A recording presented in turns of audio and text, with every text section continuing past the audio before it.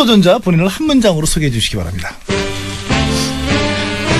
안녕하세요. 고층 빌딩에서 로프에 몸을 맡기는 로프 마스터 조대한입니다. 조대한 씨 올해 나이 49이고요. 로프에 매달려서 하는 모든 일들을 하는 네오필 클리어라는 회사의 사장님이십니다. 회사를 운영하시고 본인이 직접 또 일도 하시고요. 예, 그렇습니다. 로프 마스터라고 소개해 주셨는데 좀 설명을 좀 해주시죠. 보통 일반적으로 로프쟁이라고 얘기를 하거든요. 이게 자기는 이제 쟁이라는 게 어떤 그 연륜이 있는 사람들 그걸 장인이라고 얘기를 하는 건데 이제 그 일반 사람들은 그걸 좀 낮춰서 생각을 하잖아요. 그래서 저희 같은 경우는 이제 로프 마스터라고 제가 붙인 거는 실질적으로 저도 우리 후배들한테 양성을 할 때도 우리는 로프 마스터라는 얘기를 하거든요. 그러니까 한 가지를 하는 사람도 있고 로프를 타고 하는 일이 여러 가지가 있지만 한 가지를 하는 사람도 있고 여러 가지를 하는 사람이 있어요. 그래서 로프를 타면서 여러 가지를 하는 사람을 보통 로프 마스터라고 얘기해요. 주로 하시는 일이 이제 저는 이제 외벽에서 로프 타고 하는 일은 다 하는데요. 근데 이제 긴 장비가 없을 때는 로프를 타고 작업을 해야 될 경우가 있어요. 그게 이제 보통 일반적으로 우리 흔히 알고 있는 게 이제 로프 타고 하는 일이 물 청소, 유리 청소, 빌딩에 유리 청소하는 거, 외벽 청소하는 거. 근데 실질적으로 실리콘 코킹이라고 하는데요. 유리창과 유리창 사이에 이제 그 실리콘 쏘는 거. 예, 그것도 하고 그다음에 페인트 작업. 이제 그거는 이제 콘크리트 조에 페인트 칠이 되어 있는 게 이제 부식되게 되면 다시 페인트를 해야 되는 경우가 있어요. 그 페인트 일도 하게 되고 그다음에 외부에 보면 물이 투입되는 그 방수를 해야 될 경우가 있거든요. 방수도 하는 경우가 있고 그다음에 건물 콘크리트 이제 크랙이 가게 되면 크랙에다가 예전에는 이제 그 그라우팅이라고 하는데 거기다 이제 에폭시 수지를 침투를 시켜서 그라우팅을 한다고 채운다고 하는데 그런 일도 합니다. 쉽게 얘기하면은 건물에 손 볼 때는 다 손을 봐야 되는 외적인 거.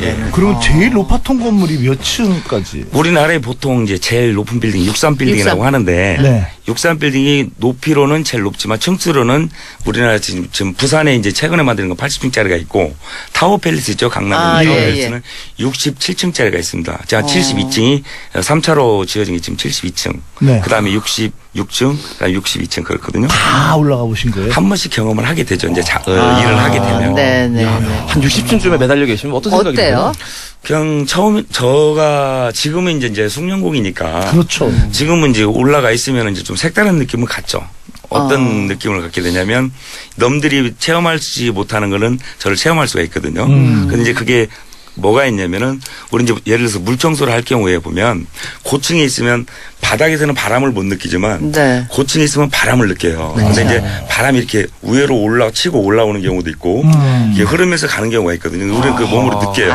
바람길. 네, 바람길이 있어요. 이제 건물에 따라서 이제 그런 차이가 있는데 저 같은 경우는 이제 그 일을 하다가 힘들 경우에 좀 이제 일을 하기 위해서 이제 때에 따라서는 무지개를 만들어 보기도 하고 일반인들은 못 느끼는 거거든요. 이제 어떻게? 벽에다가 우리가 이제 물 청소를 할 때 호스를 차게 되면 호스에다가 이렇게 벽에다 물을 뿌리면 일반적으로 이제 물이 떨어져야 되잖아요. 바람이 치고 올라오니까 공중에서 이렇게 물방울이 맺혀요. 이렇게. 그래서 이제 물방울이 둥둥둥둥 이렇게 떠다니는 거죠. 우리 못 보는 거네. 일반인들은 못 보죠. 못 보죠. 근데 이제 그게 유리창에 반사가 돼서 물방울이 이렇게 맺혀지고 꼭 보석같이 빛나요. 거기 이제 그 무지개 색깔이 있는 거죠. 반짝반짝 빛나는데 어떨 때는 그걸 쭉 빨아먹고 싶을 때가 있어요. 너무 나만의 이쁘니까. 무지개네. 내가 만든 무지개. 근데 이제 그거를 한 번은 이제 착 이렇게 호스를 뿌리게 되면 그 물방울이 없어지거든요. 그러고 나서 이제 무지개가 이제 쌍무지개가 쫙 만들어져요. 또 한 번 쫙 뿌리고 또 한 번 없애고 물 한 번 뿌려서 물방울 떠다니면 또 한 번 뿌리고 이제 그런 쾌감을 느끼죠. 이게 쌍무지가 될 때가 있고 세개무지가 될 때 있고 그래요. 유리창 빨리 가게 따라서. 소원을 비세요. 그러면 돼요. 저는 소원은 빌어보지는 않았는데 무지개를 그런 걸 좀 색다른 느낌이라고 생각을 합니다. 다음에는 저 이화진 씨 저 시집가라고 소원 빌어줄게요.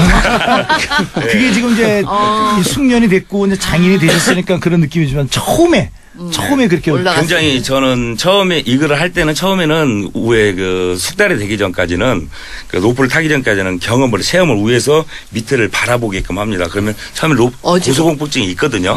저도 처음에는 있었고. 근데 이제 한 3개월 정도 이렇게 그 보조 과정을 이렇게 겪다 보면 그게 이제 없어져요. 그러면 이제 하고 싶냐, 로프를 타고 싶냐 그러면 이제 저층부터 옥상 낮은 데부터 연습을 시키죠. 그러다 이제 숙련이 되면은 일을 하게 되는 거예요. 대박이다 진짜. 잠깐 일어나 보실래요? 지금 허리에 장비를 차고 계신 것 같은데 우리 보는 라디오. 그거예요?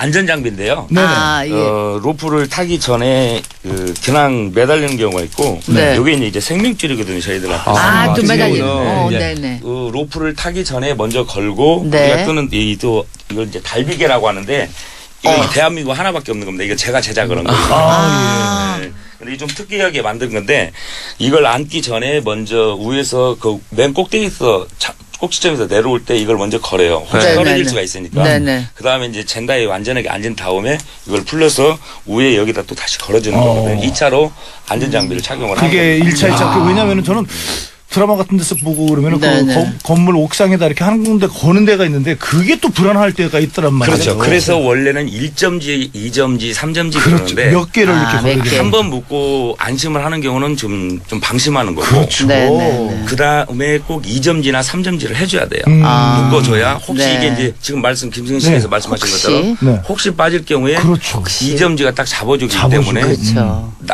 이 낙상하는 경우는 없죠. 네. 아니 등산도 하세요? 예? 등산을 하시는 얘기 등산 암벽 등반이랑 예전에 비슷할 것 했는데요. 같아요. 예. 이게 지금 착용한 게 하네스라고 등산 암벽. 쓰는 예, 거거든요. 그래서 여쭤보는 거예요. 근데 예. 사실은 처음에는 했었었는데 이제 이 일을 꾸준히 하다 보니까 등산할 아쉽게도 안타깝게도 그 등산할 수 있는 시간이 없어요. 못 네. 하고. 마이크 조금 앞으로 좀. 네. 일 앉으셨으니까.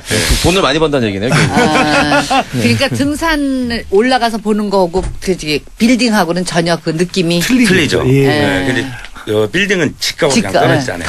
말하자면 스파이더맨이네. 스파이더맨. 우리가 등산하면은요, 산에 올라가면 넓은 그 숲과 나무를 보는데 이 건물서 이렇게 하다 보면은 건물 안에 있는 사람하고 눈이 마주치는 경우가 그런 많이 경우도 있어요. 많이 있죠. 많이 있죠. 좀 난감한 경우도 있고 네. 서로 보고 이렇게 눈인사도 하는 경우도 있고 어떤 분 나이 드신 분들은 수고 온다고 이렇게 격려도 하시는 분들 계세요. 저희 그 PD들도 편집기가 창가에 있거든요. 가끔 깜짝 놀랍니다. 편집하다 깜짝 보면 놀라. 앞에 스파이더맨이 이렇게 왔다 갔다 합니다. 깜짝 놀라가지고. 그래도 그 괜찮죠, 보수는요. 네, 그 넘들은 일반적으로 남들은, 네, 남들은. 네, 제가 이제 전라도다 보니까 예. 그런 돈을 많이 번다고 생각을 하거든요. 근데 네. 처음부터 많이 벌지는 못하고 숙련이 되고 어느 정도 경제가 다르면 돈은 자연적으로 이렇게 들게 돼요. 예. 근데 네. 그럼 남들 버는 만큼은 벌죠. 네, 남들. 네, 남들. 지금 밖에 중학교 3학년 예쁜 딸이 지금 응원하러 왔어요. 아주 그래요? 이쁘더라고요. 그래서 아빠 힘내세요. 그 톡톡 아빠 화이팅 외치던데. 예. 예. 딸 이름 한번 얘기해 주시죠. 예, 조은성입니다. 조은성. 네, 은성아 네, 아. 고맙다. 자, 2번 도전자 구축 빌딩 로프 마스터 저희 집에는 몇 개월 전부터 장모님이 와 계십니다. 복수암으로 투병 중이신 장모님을 모시고자 한 것은 제 생각이었죠. 처음으로 모셨을 때는요, 장모님이 불편해하실까봐 음식부터 방안 온도, 행동거지까지 하나하나 다 조심스러웠는데요. 다행히 장모님도 편안하게 대해주셔서 잘 지내고 있습니다. 올해 78세이신 장모님은 누구보다도 건강하고 긍정적인 분이셨습니다. 제 아내가 초등학교 3학년 때 장인어른을 여의고 혼자서 5남매를 훌륭하게 키워내신 존경스러운 분이었죠. 장모님은 젊어서 여장부로 불릴 정도로 생활력이 강하셨거든요. 그런데 갑자기 찾아온 병으로 채 1년이 안 되는 사이에 많이 늙어버린 것 같아서 마음이 아픕니다.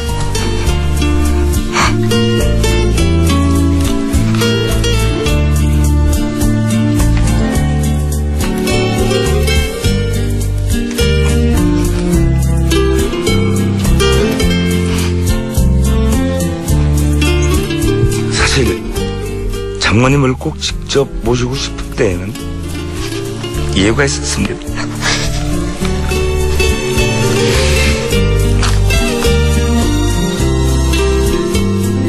결혼 초에 사업부도로 큰 어려움을 겪고 있을 때였습니다.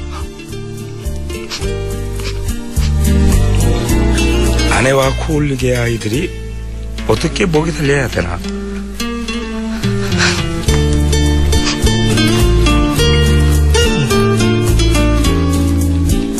앞이 막막하고 길이 보이지 않았습니다.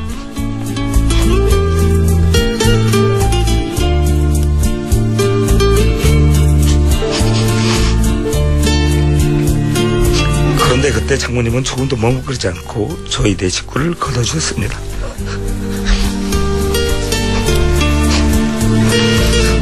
보지 않고 데려간다는 셋째 딸이 결혼 초부터 생활고에 시달리는 모습이 얼마나 더 안타까웠을까요?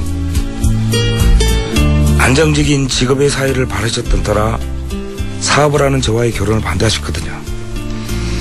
그런데 결국 제가 부도를 맞았으니 사이가 정말 미울 법도 한데 그보다는 자식을 사랑하는 마음으로 물심양면으로 도움을 주셨던 장모님이십니다. 그런 장모님을 이번엔 제가 모실 수 있는 기회가 생겼으니 제가 힘이 닿을 수 있는 곳까지 힘껏 해봐야 되겠죠? 하루는 장모님이 제가 로프를 타는 게 아직도 걱정되시는가 봅니다. 엊그제는 식사를 하다가 제 얼굴을 빤히 쳐다보시면서 이러시더군요. 조서방이 이 집에서 가장 소중한 사람이야.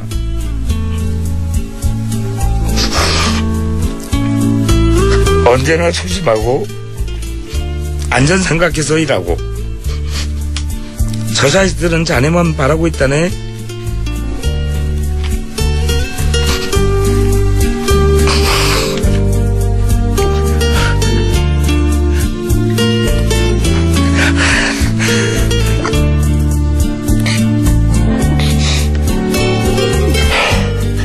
매사에 긍정적인 성격인데다가 맞고자 하는 마음이 강해서인지요. 장모님은 몇 개월간의 항암 치료를 끝에 병세가 많이 호전됐습니다. 장모님이 완치가 돼서 더 건강한 모습으로 저희와 함께 하시길 바라면서 이 자리를 빌어서 한 말씀 드리고 싶습니다. 어머님, 더 아프지 말고 건강하게 지내셔서 감사합니다. 앞으로 저희랑 오래오래 사셔야 합니다. 어느 더운 여름날이었습니다. 고층 아파트 페인트 공사를 하고 있었는데요. 공사가 끝나갈 무렵에 저와 제 동료들은 양손에 페인트통을 들고 어깨엔 장비를 짊어지고 엘리베이터를 급히 탔습니다. 근데 그 안에는 17살 정도 되는 꼬마아이 둘과 엄마가 타고 있었죠. 그런데 저희를 본 한 꼬마아이가 이렇게 말하더군요. 야, 거자시다. 그저 그 옆에 있던 아이가 이렇게 말했습니다. 아니야, 도둑 아저씨야. 저와 동료는 서로 마주보고 아이들에게 씩 웃음을 지어줬죠. 그런데 옆에 있던 아이 엄마가 깜짝 놀라면서 아이들을 야단치는 거예요. 예, 너희들 어른한테 그게 무슨 말버릇이야. 얼른 죄송하다고 말씀드려. 아이고 어머니, 아이들이 순수해서 그런 거니까 괜찮아요. 어머님은 연신 죄송하다며 민망해 하시더라고요. 그런데 왠지 아이들의 그 말이 마음에 걸려서 옥상에서 이렇게 담배나무를 피우면서 생각이 젖었습니다. 그래, 이왕이면 멋있는 모습으로 일을 하자. 그래서 요즘은요, 외벽 타는 일을 배우는 후배들에게 이렇게 말합니다. 야, 로프는 반절이 폼이다. 멋지게 장비 착용하고 이왕이면 멋지게 로프를 타야 한다. 그 모습이 바로 진정한 프로의 모습이다. 알았지? 노래 들려드립니다. 윤태규의 마이 웨이. 아주 멀리 왔다고 생각했는데 돌아가 볼 곳 없네. 정말 높이 올랐다 느꼈었는데 내려다 볼 곳 없네. 처음에는 나에게도 두려움 없었지만 어느새 겁 많은 놈으로 변해 있었어. 누구나 한 번쯤